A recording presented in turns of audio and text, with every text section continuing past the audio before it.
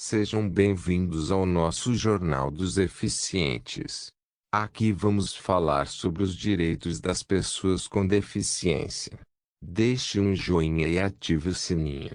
Isso é muito importante para nosso trabalho, afinal de contas é para vocês esse Jornal dos Eficientes.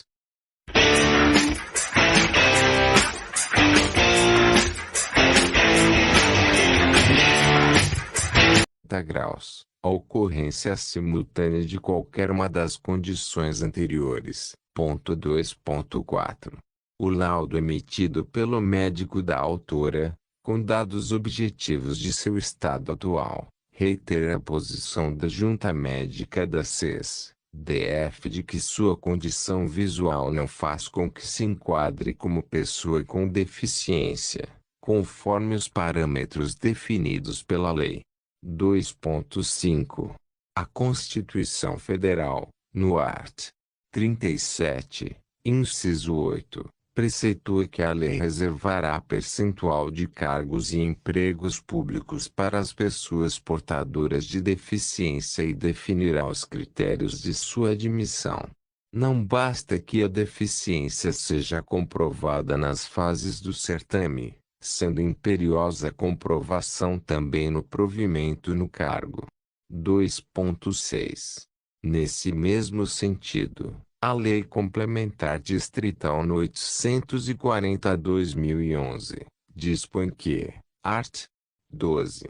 O edital de concurso público tem de reservar 20% das vagas para serem preenchidas por pessoa com deficiência, desprezada a parte decimal, parágrafo 3º, não estão abrangidas pelos benefícios deste artigo a pessoa com deficiência apta para trabalhar normalmente e é inapta para qualquer trabalho.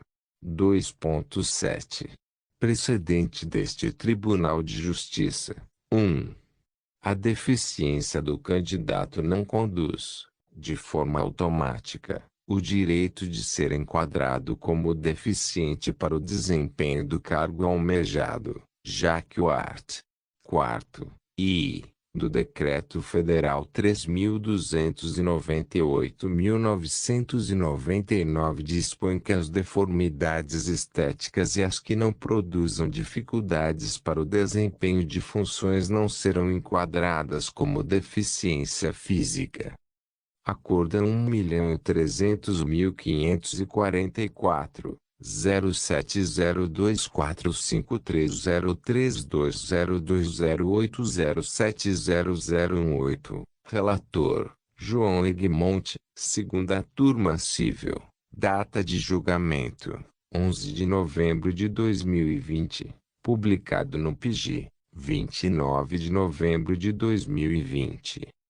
Gratuidade no uso do transporte público coletivo do DF, passe livre, discriminação legal das doenças que ensejam enquadramento de deficiência 1. Consoante o disposto na Lei Distrital N.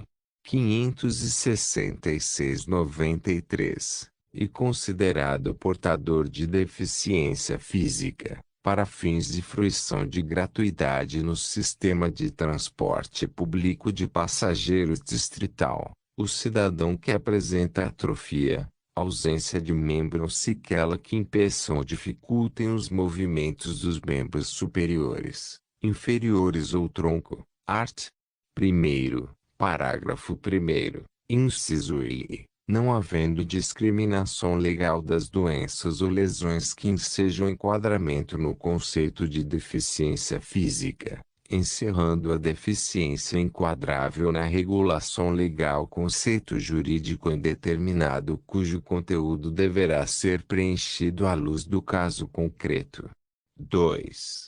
A exegese segundo a qual a ausência de membro enseja o enquadramento da pessoa como portadora de deficiência física em grau acentuado para fins de fruição de gratuidade no sistema público de transporte de passageiros conforma-se com o conceito de deficiência adotado pelo Estatuto da Pessoa com Deficiência Física, Lei Brasileira de Inclusão da Pessoa com Deficiência, Lei N. 13.146/2015, que tivera como base a Convenção Internacional sobre os Direitos das Pessoas com Deficiência e seu protocolo facultativo, ratificada pelo Congresso Nacional por meio do Decreto Legislativo N. 186/08 e promulgada pelo Decreto N. 6.949/2009, alcançando-se a condição de norma constitucional, pois conceitua como pessoa com deficiência aquela que tem impedimento de longo prazo de natureza física, mental, intelectual ou sensorial, o qual, em interação com uma ou mais barreiras, pode obstruir sua participação plena e efetiva na sociedade em igualdade de condições com as demais pessoas. Segundo. 3. A pessoa acometida de amputação de um quirodáctilo, que não se qualifica como membro nem impacta a atrofia do membro a qual está jungido nem incapacidade física, ainda que de natureza parcial, não se enquadra na definição veiculada no art. 1º, parágrafo 1º, inciso 3, da Lei N.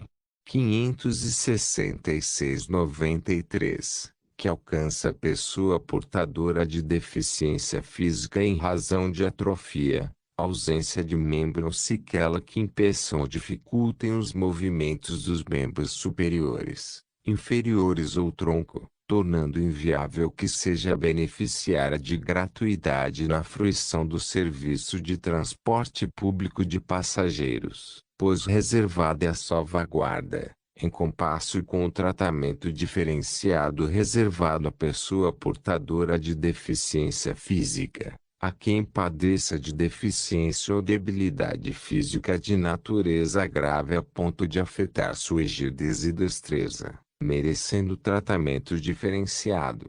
Acordo 1.298.288, 07090684320198070018, relator, Teófilo Caetano, primeira turma civil, data de julgamento, 4 de novembro de 2020, publicado no PG, 29 de novembro de 2020.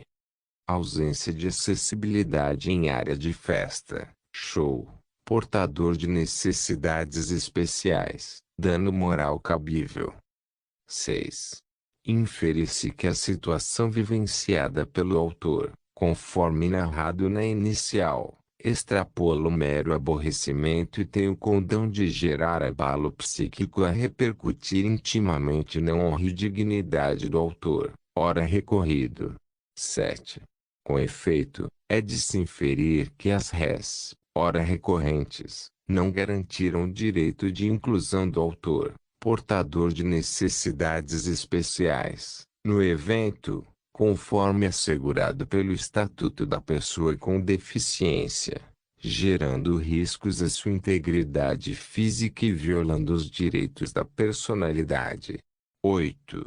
A reparação por dano moral não alcança somente a dor e o sofrimento, mas também o abalo, e pode corresponder a uma compensação pelo incômodo e pela perturbação gerados por situações que extrapolam a normalidade, devendo servir, demais disso, como punição do ofensor, a fim de desestimular a prática de condutas da mesma natureza.